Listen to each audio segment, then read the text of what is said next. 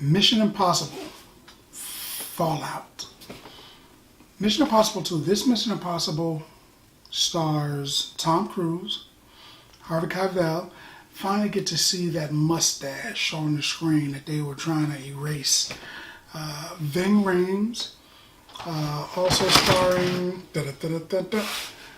Simon Pegg and a few others. Ignore that. It was good.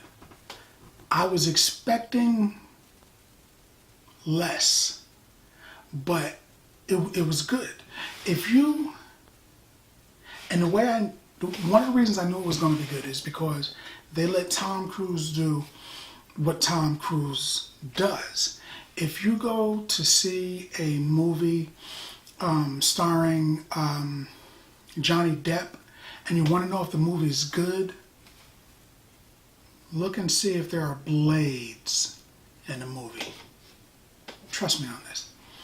If you want to see a Samuel L. Jackson movie and you're wondering if it's good, if it's not a comic book movie, but you're still wondering if it's good, see if they let him have his own little "I'm gonna cuss you out" soliloquy.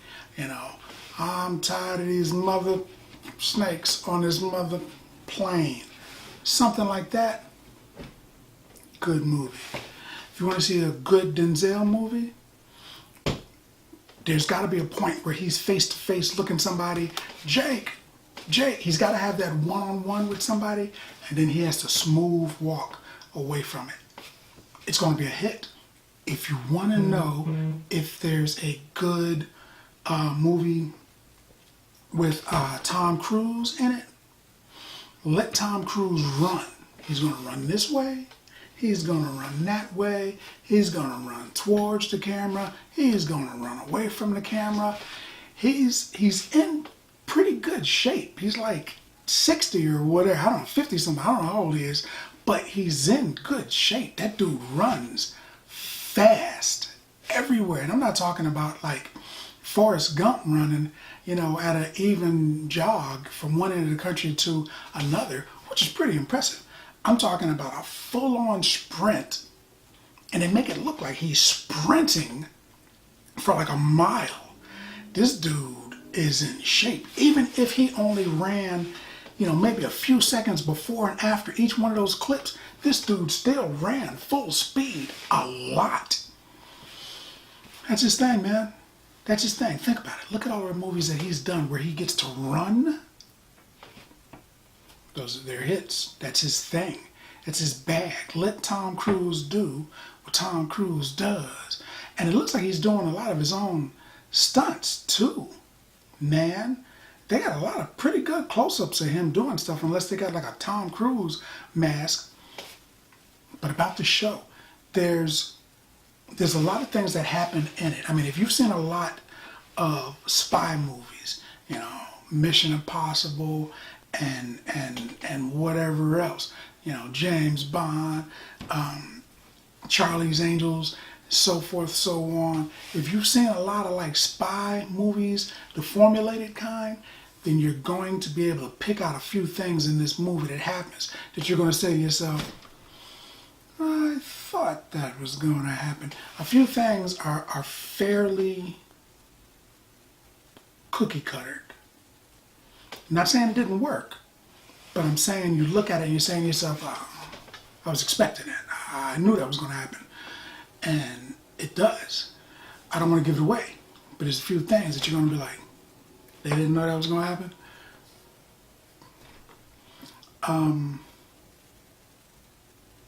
There's actually some pretty good acting in this movie. I was watching Alec Baldwin, and unfortunately, because of Saturday Night Live, I can't look at Alec Baldwin in a show now and not see somebody that he portrays on the screen on Saturday Night Live. I'm looking at him, and I'm like, he's still doing impersonation. It looked like he was still impersonating the guy, even though I know he wasn't. I've seen the thing so much it looks like he's doing the guy. So that was a little distracting. But essentially what happens is a ghost of Tom Cruise's past, right, Ethan Hunt, comes back to haunt him in a kind of a twist kind of a way. You know, he thinks it's one thing, but it ends up being the dude. He comes back for revenge against Tom Cruise. Really against the world, really. But he wants Tom Cruise pretty badly. So there's a series of things, there's a series of dominoes that are set up that have to fall to get this one guy released so that that guy can go out and continue to terrorize the world. You know, he calls terrorists little boys, you know, seeking attention through terror. And he's more than a terrorist. So I guess he's a super terrorist because he's still a terrorist. But he's got to do that. But Tom Cruise is to deal with him. He also has to deal with protecting his buddy who is terrified. He just knows he's getting killed on this mission. So it looks like, it's like, yeah, he's going to die. But Tom Cruise has to worry about the mission. Plus, keep a promise to his buddy to keep him alive. Plus, he has two love interests at the same time. And it's all interwoven. And it seems like you're going to say, oh man, it seems congested. There's a lot going on, maybe too much. They actually sorted out pretty well. You know, I mean, even saying it now, I'm thinking to myself, wow, that was a lot, because this isn't even all of it.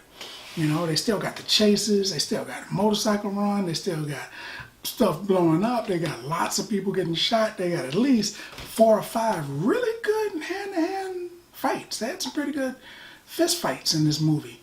Something I didn't understand, Ving Rhames is the second biggest guy on screen.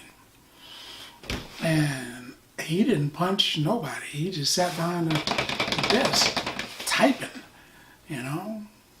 I guess that's his thing. Just because you're big don't mean you're tough, but it's tough to see him be a tough guy everywhere. And then he comes here and he's like, oh, I'm a computer nerd. I'm not hitting anybody in the face. It was unusual. Because if you're a part of, like, you know, a spy organization and you're big, it seems like they're going to make you punch someone. Oh, you deal with the computers? Well, you deal with the computers plus you got to punch somebody. I was a part of an organization many, many moons ago. And no matter what your job was, if you were a cook, you were a cook. Plus you were a Marine with an M16. Oh, so what? You're in a band? Oh, well, you're in a band plus you're a Marine with an M16. Your primary job, regardless of what it was, did not detract from your ability to do the secondary job, which was essentially the Marine Corps' primary job. So it seems like here, where you're spies and you're like killing people and stopping people from killing people and blowing stuff up and stopping stuff from blowing stuff up, that every once in a while you'd have to knuckle up and hit a dude. He didn't.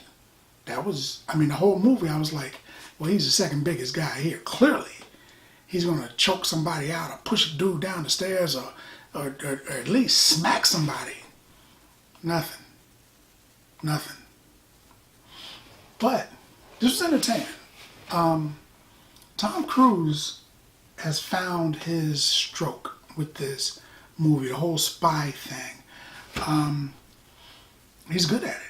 He's good at it. He's convincing as a spy. You know, dun, dun, dun, dun, dun. It was a good movie. I enjoyed it. But more importantly, did you enjoy it? Have you seen it? What's your favorite spy movie, Tom Cruise or not? Let's talk about it in the comments. And as always, if you like the video, if you like the content, subscribe. And then like. Popcorn passport. Get your popcorn passport. Popcorn